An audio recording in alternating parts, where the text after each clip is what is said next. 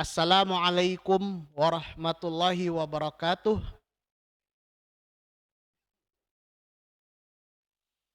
Alhamdulillahirabbil alamin. Pada hari ini kita memasuki ke episode ketujuh. Maaf, pada hari ini kita memasuki episode ke-9.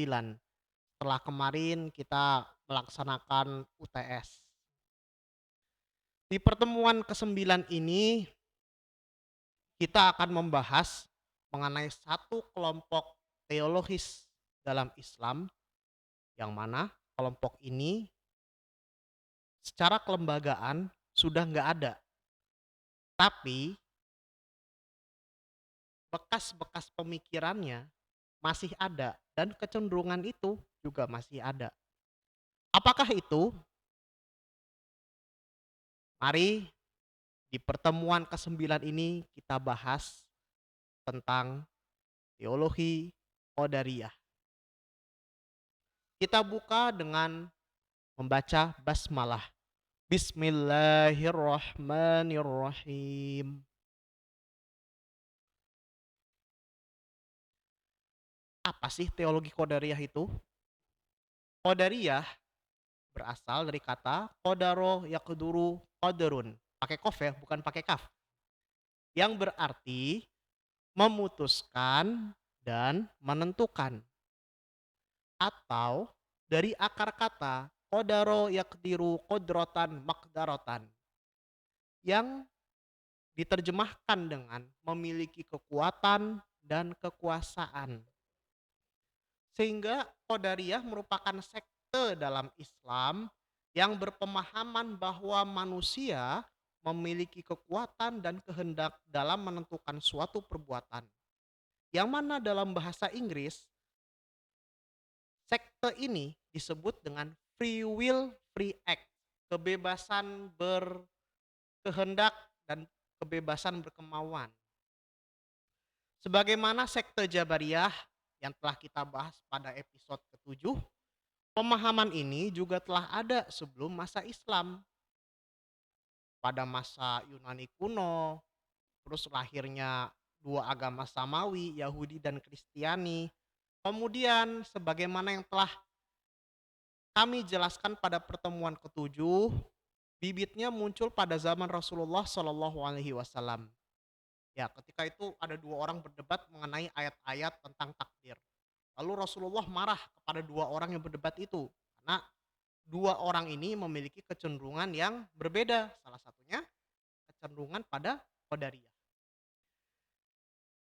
Zaman berkembang, kemudian di Basrah sekte ini muncul secara kelembagaan. Sekte ini muncul di Basrah. Pembawa paham ini dalam Islam adalah Abu Yunus Sansawiyah. Ia merupakan seorang Kristiani Irak yang pernah memeluk agama Islam, tapi akhirnya balik lagi kepada agama semula, Kristen. Lalu paham ini disebarkan oleh Ma'bad al-Juhani dengan basis dakwah di Irak. Bukan hanya di Irak, paham ini juga merambah ke tetangganya, yaitu ke Suriah, ke Damaskus. Yang mana di Damaskus, paham ini memiliki tokoh terkenal yang bernama Ghilan ad-Dimashqi. Ia wafat pada masa pemerintahan Hisham bin Abdul Malik, masa Bani Umayyah. Oke, di Basrah, di Irak, paham ini disebarkan oleh Ma'bad al-Juhani, wafat tahun 80 Hijriah. Ia wafat karena dihukum oleh penguasa ketika itu. Lalu dari situ setelah Ma'bad meninggal dilanjutkan oleh Gilan di Damaskus. Kenapa kok bisa ya? Pertanyaannya, kok di Basrah sama di Damaskus? Kok bisa sih pusatnya di kedua kota itu? Karena pertama, Basrah ini merupakan pusat peradaban Islam. Lalu, karena kota ini berada di tepi laut, pesisir di Irak, maka berbagai macam kebudayaan telah ada di kota tersebut. Seperti kebudayaan Arab, kebudayaan Persia dan kebudayaan lainnya, sehingga karena itu ia merupakan pintu masuk dari Arab ke Persia. Terus why with Damaskus? Damaskus ketika itu merupakan pusat peradaban Kristen karena ia pernah dijajah Romawi, otomatis ia merupakan pintu masuk dari budaya Arab kepada budaya Eropa. Bertemunya di Damaskus. Baik, kita next ya. Apa saja sih pokok-pokok ajaran sekte ini?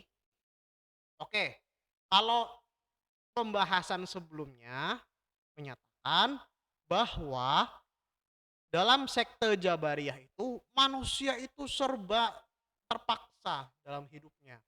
Pokoknya serba disetir. Ya ibarat seperti wayang lah. Ada dalang, ada wayang, dan ada gunungan. Nah, gunungan itu simbol. Lalu dalang ini merupakan penulis skenario dan mengarahkan si wayang mau bagaimana dan seperti apa. Seperti sutradara film dan para pemain film dan juga para jajaran pembuat film, sutradara dan sebagainya. Maka di sini Qadariyah ini lebih menitik beratkan kepada manusia itu sendiri dan sifat sikap mereka dalam melakukan sesuatu. Kita lihat di warna biru. Manusia memiliki kekuatan dalam menentukan sikap, memiliki andil ya dalam menentukan sikap. Lalu manusia berkuasa dalam melakukan berbagai perbuatan. Ini yang kedua. Yang ketiga yang warna hijau, ini merupakan dampak buruk dari adanya sekte ini. Menafikan masalah takdir manusia, terutama mengenai penentuan nasib manusia sejak zaman azali. Nah, karena fokusnya di manusia itu sendiri, otomatis ada dampak buruknya. Dampak buruknya apa? Menafikan takdir. Baik, kita lanjut. Setelah tadi kita membahas pokok-pokok teologisnya, sekarang landasannya seperti apa? Nah, di sini ada segitiga. Saya tulis dalil nakli ya. Dalil nakli ini dalil-dalil dari Al-Quran. Salah satunya di surat 13 ayat 11. A'udzu billahi minasyaitonir rajim. Bismillahirrahmanirrahim. Innallaha la yughayyiru ma biqaumin hatta yughayyiru ma bi anfusihim.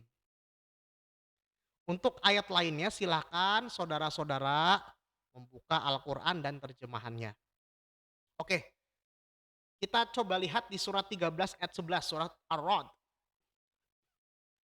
Di surat ini bagaimana firman Allah yang saya bacakan tadi, hal tersebut kalau kita lihat di terjemahannya gini. Sungguh Allah tidak akan mengubah keadaan suatu kaum sampai mereka mengubah diri mereka sendiri. Nah, seseorang itu bisa menentukan sesuatu kalau menurut pandangan sekte ini. Asalkan mereka mau merubah. Nah, kaum itu gak cuman kaum orang dalam arti banyak komunitas ya, tapi secara individual juga demikian. Makanya seperti yang dijelaskan tadi, aliran ini menitik beratkan kepada manusia dalam menentukan sikap dan perbuatan. Free will, free act. Terus bagaimana contoh kehidupan sehari-hari? Ya, seperti ini deh contohnya. Kalau Jabariyah itu kan contoh misalkan maaf sakit diabetes. Orang sakit diabetes itu kan ada tanda-tanda misalkan eh, salah satunya kakinya borok dan luka dan harus kalau pengen sembuh secara aturan kesehatan kan harus diamputasi. Oke. Kalau Jabariyah cenderung pasrah. Oh ya wis, aku pasrah deh sama ketentuan Gusti Allah. Mau gimana ceritanya nanti. Kalau Qadariyah misalkan saya sakit diabetes. Oke. ada luka, ada borok, harus diamputasi. Ya oke, sudah kita pergi ke dokter, kita ngomong kepada ahli kesehatan, kita omongin, ini. Kita mau sembuh gak? Kalau mau sembuh ya sudah kita berusaha gitu. Walaupun kaki harus diamputasi. Tapi kan kalau udah diamputasi otomatis ada cara lain kalau kita tetap pengen hidup normal.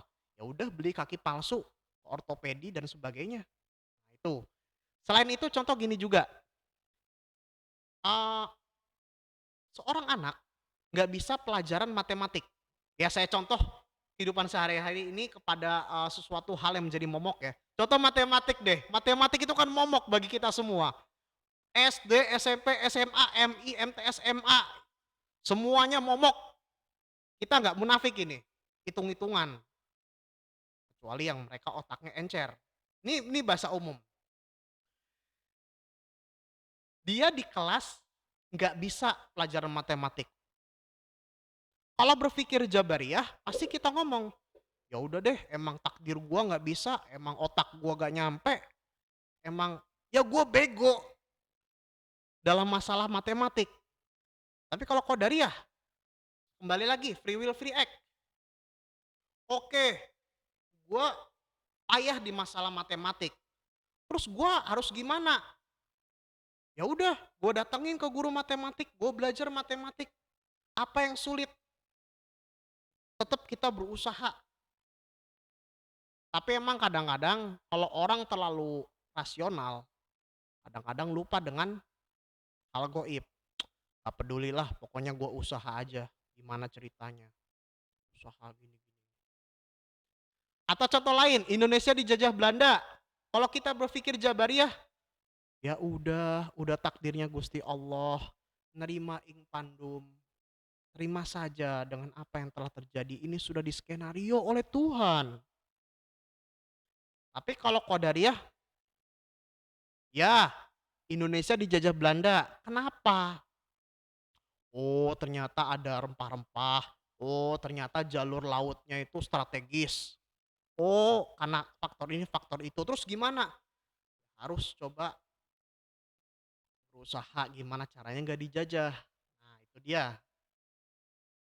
Sangat mengedepankan akal. Baik, mungkin ini yang bisa saya sampaikan. Kurang lebihnya mohon maaf. Billahi taufik wal hidayah. Wassalamualaikum warahmatullahi wabarakatuh. Kita